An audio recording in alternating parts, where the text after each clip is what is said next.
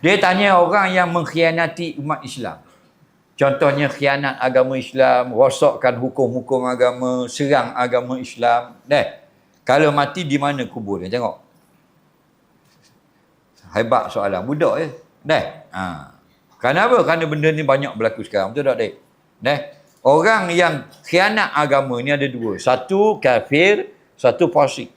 Kalau orang setakat fasik saja, dia masih berintikad bahawasanya agama yang benar itu Islam, Allah dan Rasul itulah yang Tuhan dan Rasul yang sebenar, dia masih mukmin yang asli. Kuburnya macam biasa. Yang kita bimbangnya, dia ni menyerang Islam, dia orang nifak, orang munafik. Orang munafik ni orang yang sudah kufur dalam hatinya kepada Islam.